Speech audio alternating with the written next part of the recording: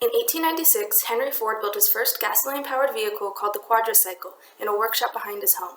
After 2 unsuccessful attempts between 1899 to 1901 to start an automobile manufacturing company producing his innovation, Ford and 12 prospective stockholders met in Detroit on June 16, 1903, to sign the paperwork for the establishment of the Ford Motor Company. In the early days of Ford, only a few cars were assembled per day, as they were built by hand by small groups of workers in an overall slow process.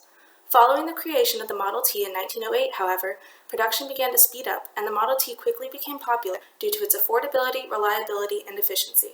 The Model T is still one of the best-selling cars of all time. In 1913, Ford pioneered the moving assembly line to speed up his company's production. The concept of the assembly line was influenced by watchmakers, gun makers, bicycle makers, and meat packers, blended with Ford's own ideas for efficiency. The moving assembly line cut the production time of Model T from 12.5 hours to 1.5 hours, spurring a manufacturing revolution. Increased production allows for less expensive vehicles, creating a new standard of car ownership. In 1914, Ford instituted the $5-a-day policy, designed to improve employee retention. At the time, $5 per day was double the existing pay rate, leading to great demand to work at Ford. The day after the policy was enacted, 10,000 people lined up hoping to be hired. Ford also decreased the workday from 9 hours to 8 hours, allowing for 3 shifts per day instead of 2.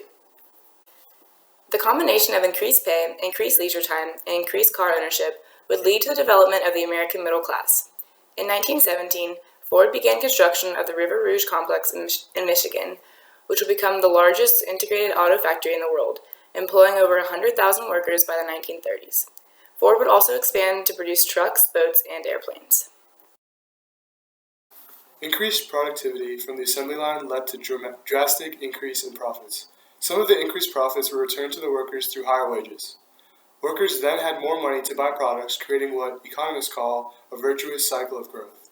Additionally, the assembly line lowered the amount of injuries in factories.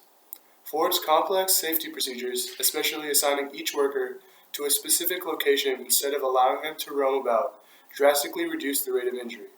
Ford designed roles that specifically avoided extreme physical stress or specialized training. However, the specialization of the assembly line did have negative impacts on the workers as well. Ford no longer had to use craftsmen and could instead hire low-skilled workers and teach them their jobs in a few simple steps, thus lowering the value of skilled workers. Furthermore, the work in the assembly line was monotonous and isolating. The coupling of the easy-to-train workers and the repetitive work meant that there was a high turnover rate in Ford's assembly lines.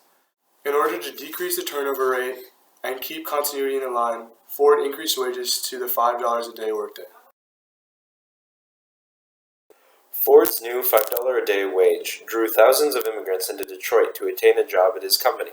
However, after starting their new careers, the contrast between the type of work they were used to in their old lives and the new, menial labor of the assembly line system caused many of the immigrants to resent their jobs at the Ford Motor Company.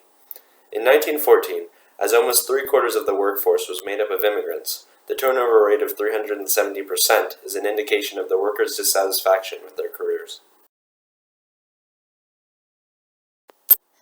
To deal with this issue, the Ford Sociological Department created an English school to help their employees from other countries adapt to the American lifestyle. The classes taught at this school focused on indoctrinating immigrants with American values while stripping them of their old nationalities. The company would also send out inspectors at random times to ensure that employees were following the American way of life, and if not, they would be reprimanded or fired.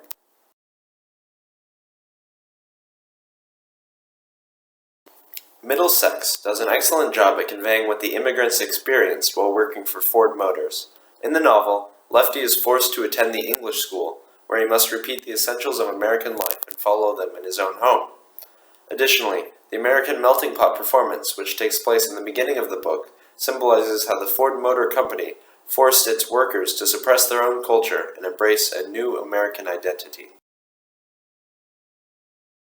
Discussion questions. How does Ford's assembly line strip one's individuality and culture? To what extent was Ford justified in forcing the American lifestyle and culture on his workers? Do you believe Lefty's Greek culture can still be passed on to future generations even with Ford's forced assimilation? Why?